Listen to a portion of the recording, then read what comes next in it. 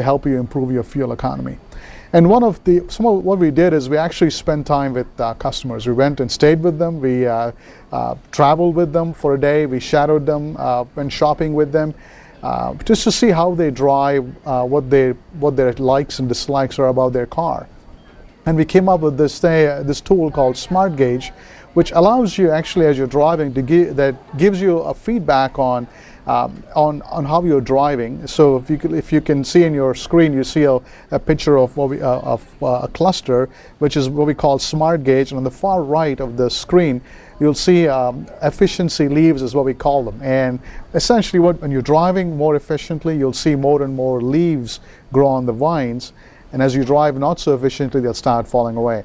And the whole idea was to kind of give you some positive reinforcement that you're driving efficiently. And what we've seen is about 15 to 20% improvement in fuel economy over and above the EPA certification of the vehicle in terms of what people are experiencing. So it's feedback from people like you that are either hybrid owners or hybrid intenders that have driven a lot of these features we put into the car. And there's another slide I want to quickly take you through. If you can turn to the next slide, you'll see basically it's a little simulation of how a hybrid typically works. And I think Dave talked about different kinds of hybrids. The Fusion hybrid essentially is what we call silent key start. So when you turn the key on, the engine will not come on until you put in drive and start moving the car. And that translates to fuel economy right there. And as you're driving, you can pretty much stay in electric mode until you need more torque. And as you demand more torque, the engine will come on. And then it shuts off as it reaches a certain steady state driving, where you can maintain speeds of up to 47 miles per hour in pure electric mode. And that is the highest speed in electric mode in the market today. None of our other competition is actually close to that number today.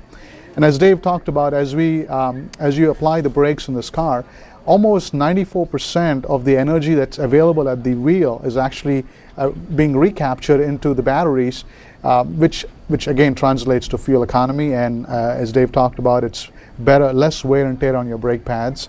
And as you keep driving, you'll start getting more and more coaching from the efficiency gauge that tells you how you're driving. And I think that's what you're seeing on the screen, is that as you keep driving, you'll see that the Smart Gauge coaches you. And when you come to the end of your trip, kind of gives you a nice display on how many miles you drove, how efficiently you were driving. And what we've seen people actually drive these cars and compete among two drivers that, hey, I got better fuel economy. In fact, when we took a bunch of the media out to drive these cars, we ended up creating a competition that each one was trying to outdo each other.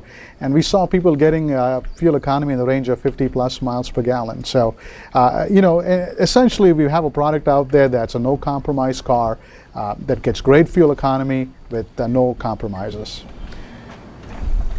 Great. Well, thank you. I think that's been a really sort of nice way to sort of set things up here. I was particularly struck by the concept of the leaves on the cluster. All the reviews you look at of the Mercury Milan hybrid and the Fusion hybrid are just the reviewers get mesmerized by the leaves and whether they were able to get more leaves to grow on or whether they were failing in having leaves fall off. It seems like it's really sort of an interface feature that has caught a lot of people's attention because it's definitely something that's first in the marketplace. I wanted to get to some of our user questions now that we've sort of set up the discussion here.